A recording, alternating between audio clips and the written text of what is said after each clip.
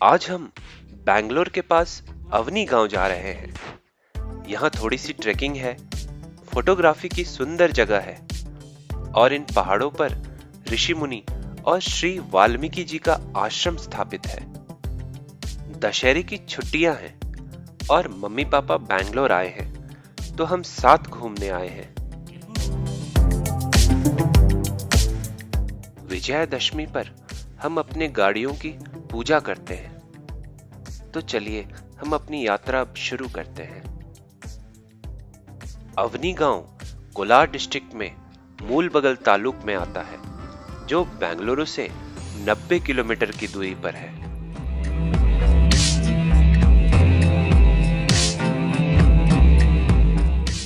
रास्ते में empire hotel में रुककर हमने लंच किया।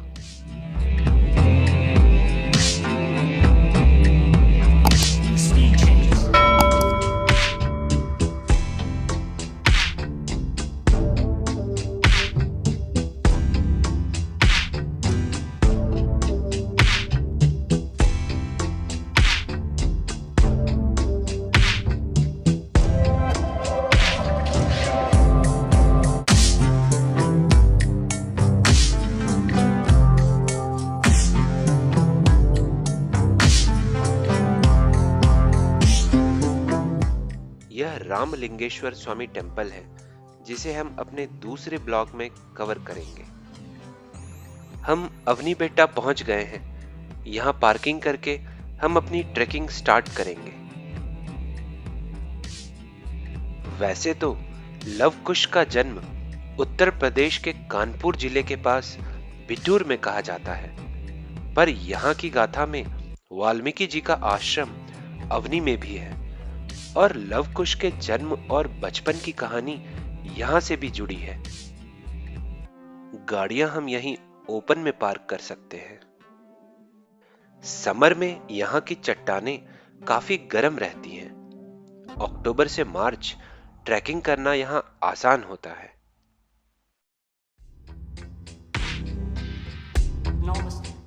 नेचुरली बने इन चट्टानों के शेड्स में हम रेस्ट कर सकते हैं।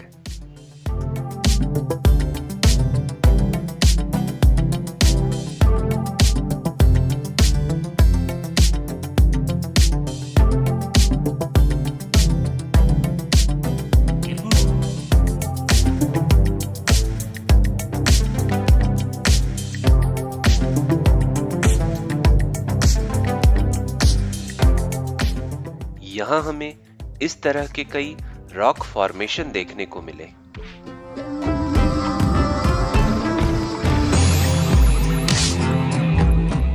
और इन बड़े चट्टानों पर रामायण से जुड़ी कथा लिखी है।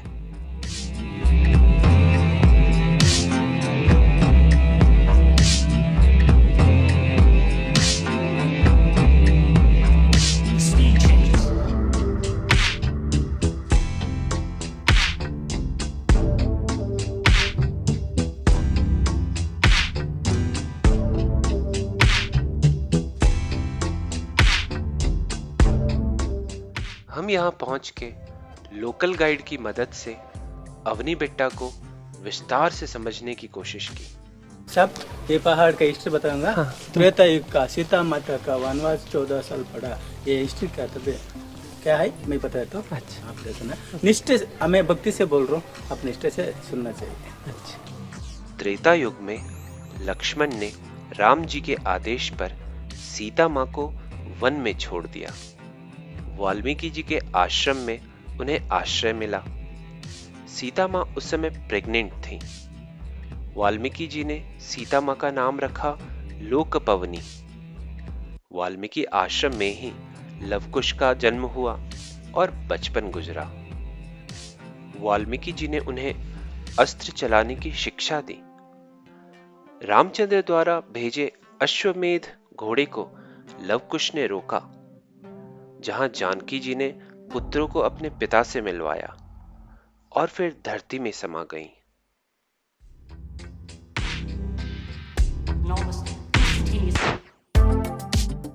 इन गुफाओं में वाल्मीकि जी मेडिटेट करते थे।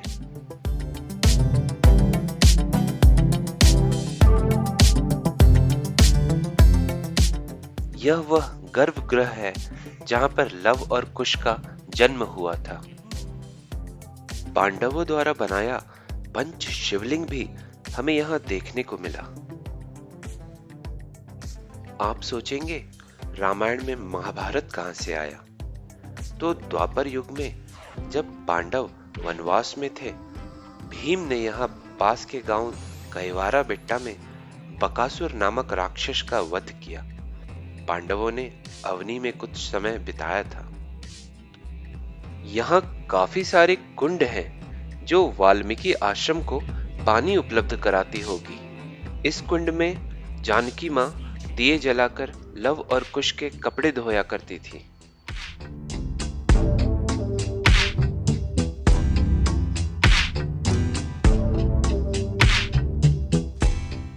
और यह वह गृह है जहां लव और कुश दो शिवलिंगों की पूजा करते थे।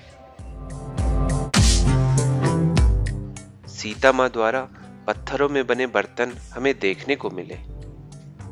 इनसे पीतल के बर्तनों सी आवाजें आती हैं।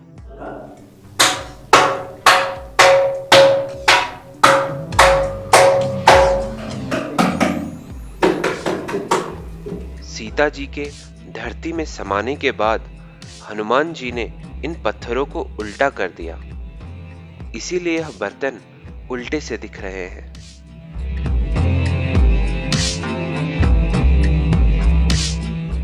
चलिए हम अब अपने आगे की ट्रेकिंग पूरी करते हैं।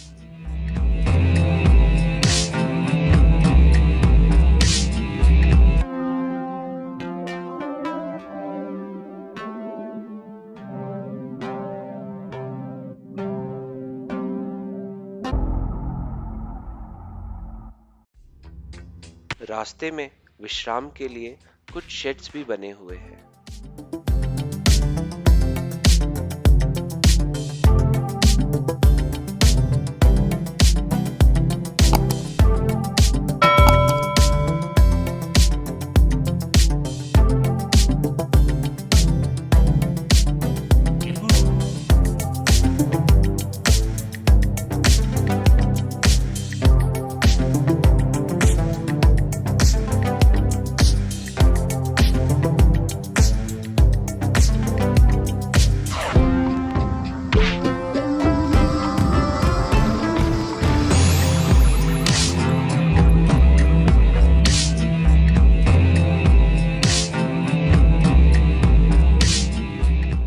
ट्रेकिंग के एंड पॉइंट पे हमें सीता पार्वती टेम्पल देखने को मिला। कहते हैं सीता मैया यहीं पर धरती में समा गई थी।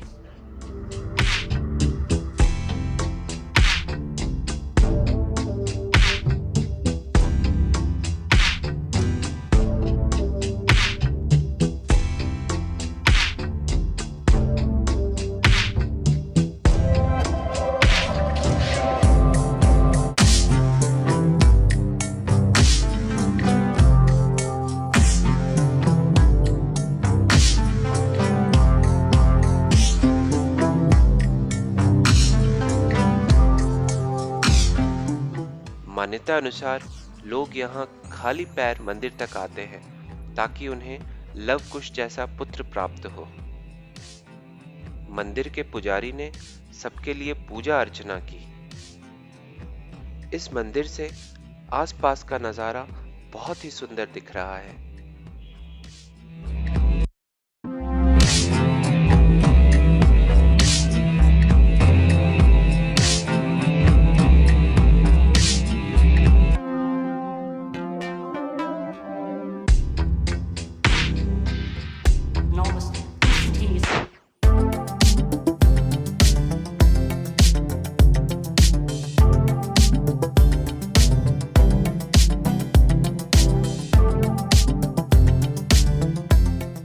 चलिए अब ट्रेकिंग से नीचे की जर्नी कंप्लीट करें।